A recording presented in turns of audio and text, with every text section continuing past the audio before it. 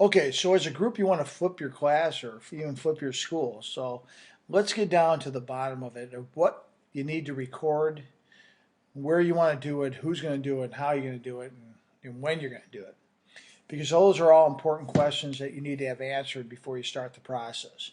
We had to work through all those things at our school as we flipped. And so let's make this process easier for you.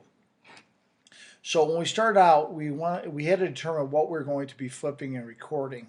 And so we looked at, what classrooms we needed to flip, what flipped naturally. So like some of the non-core areas like Spanish and art and music and the vocational arts all flipped naturally because they did most of their work in class.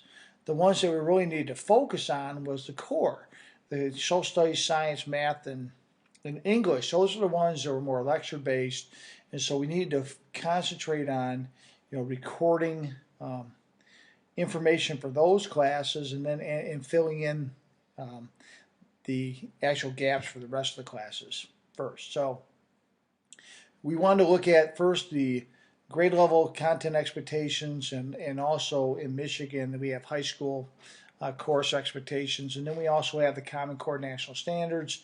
We also wanted to look at teaching strategies because we also felt like, why not have the English teachers go over the writing process for the entire building, or the math teachers going over all the, math calculations that included math and science. Why was the science teacher trying to teach math in science class when we had a math teacher there? So we wanted to make sure that we identified what we needed to review, and then we moved forward. We also had to identify where we were going to record. We were a building that was somewhat technology challenged, so we had to find a spot that had internet drops and connections.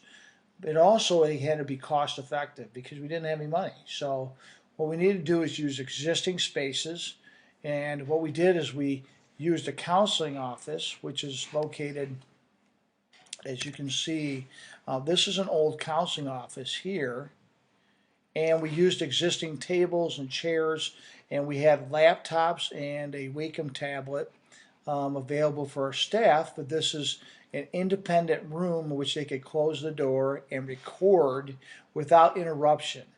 That's one of the things that becomes frustrating if you try and do it directly in class, is that because of bells, interruptions, loud noises in the hallway, and so forth, it's difficult to record, information.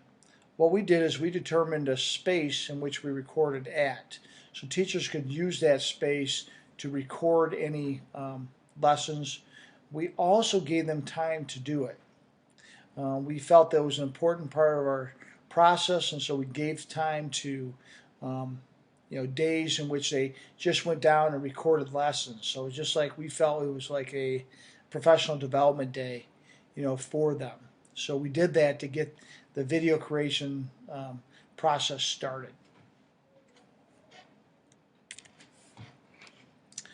We also wanted to know where the videos were going to be viewed, because now that you have videos, where are they going to be put so that students could view them? And so we created a district website, and it's flippedhighschool.com.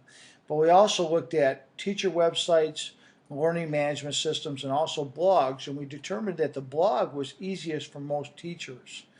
What we found was that we need to create a minimum level of technology expertise in the building, and a blog allows us to do that. So we looked at EduBlog, Blogger, and also WordPress, and we found that Blogger being the most simple for educators to use.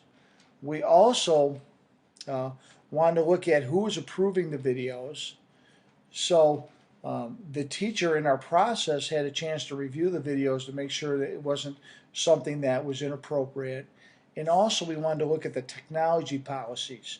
So we also wanted to realize if students could use their cell phones to view videos in the classroom, and that individual teachers could control um, the use of cell phones in their classroom. So, teachers could determine whether or not they wanted cell phones to be used at all, or on occasion, or had the green light to use them all the time. And we decided that that was the best policy for us to use, to have the teachers um, identify how they want to operate in their class. And so it has led to a lot less confusion and frustration for students. We also wanted to determine who is going to be recording the material.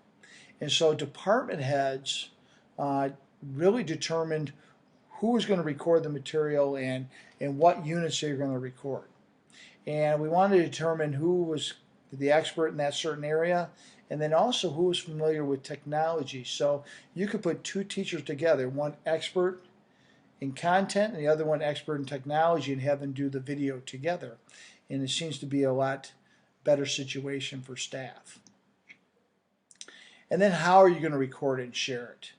Where are you going to record the content? We already talked about that. And the equipment that's going to be used. The microphones, the laptops, there's going to be a desktop. And what software are you going to use to capture the videos?